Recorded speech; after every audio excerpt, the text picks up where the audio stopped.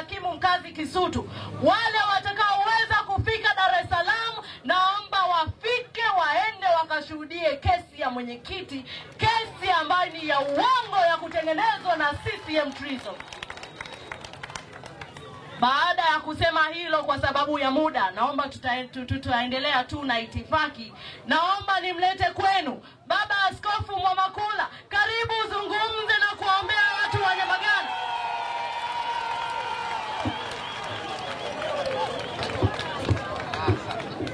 Watu wa Nyamagana, tumsifu Yesu Kristo. Wana wa Israeli walipoteseka na kunyanyasika sana, viongozi wa dini wengine waliponunuliwa na utawala wa Israeli ya kaskazini na utawala wa Yuda, akiwemo hata Ahabu alinunua watawala viongozi wengi wa dini. Alinunua viongozi wa dini zaidi ya 400. Akabakia mmoja alikuwa anaitwa Mikaya. Lakini katika hatua hiyo ya kunyanyasika wana wa Israeli, Mungu alimuinua mtu mmoja. Alikuwa hajai hata kwenye ganja. Alikuwa anaitwa nabii Yeremia. Mungu akamwambia Yeremia, usiogope kwamba mimi ni mdogo, maana mimi nimekuinua, ya kwamba ukabomoe, ukavunje, ukaharibu na kusambaratisha mifumo yote ya ukandamizaji na unyonyaji, kusudi ukajenge, ukaimarishe na kustawisha mifumo ya haki katika nchi yako. Utasoma haya katika kitabu cha Yeremia sura ya 1 mstari wa 10. Taifa la Afrika Kusini lilipata uhuru kutoka Waingereza. Ilikuwa ni kwamba kikaibuka kikundi kimoja cha African Nationalist Party, kikaanzisha mfumo wa ubaguzi wa rangi. Kile chama kikanunua hata viongozi wa dini, wote wakanyamaza. Wale watu wakaanza kuua watu, wakaeta mfumo wa ubaguzi wa rangi, wakanyanyasa watu, wakamfunga Nelson Mandela kama walivyomweka Lissu ndani, wakamfunga Walter Sisulu, wakaweka kina Gilbert Mbaki, wote akina Oliver Tambo akaikimbia nchi, wakawaua akina Stephen Biko, wakaua akina Chris Hani. Lakini Mungu alimuinua mtu mmoja. Waliwanunua hata viongozi wa dini. Viongozi wa dini wanaenda kwenye madhabahu, wanasema mfumo wa ubaguzi wa rangi umekubaliwa na Mungu, umetoka kwa Mungu.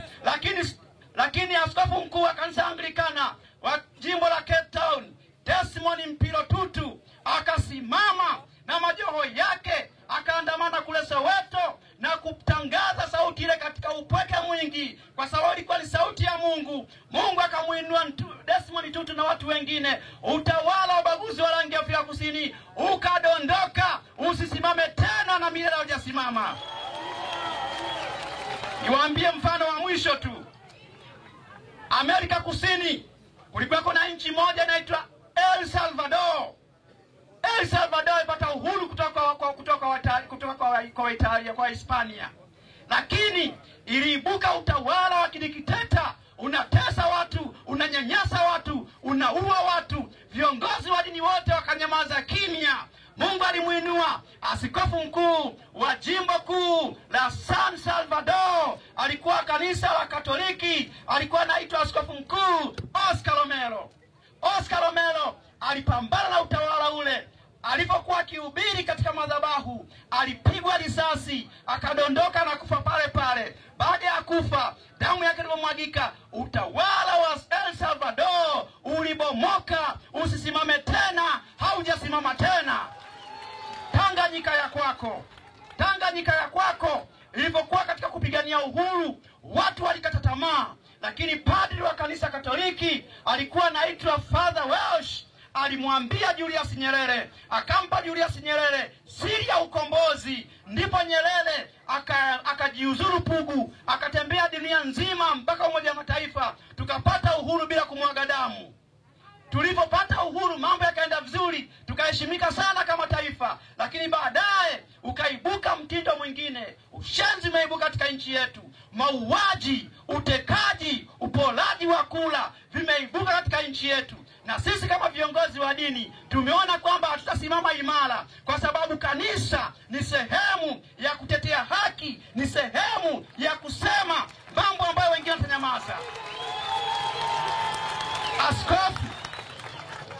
askofu wa kanisa Katoliki, rais wa baraza la maaskofu, akasema wakati wa Pasaka kuinyoshea kidole mamlaka na kuambia pia mwachie Lissu bila masharti yoyote. Na maaskofu wengine wengi mmesikia wakati wa Pasaka.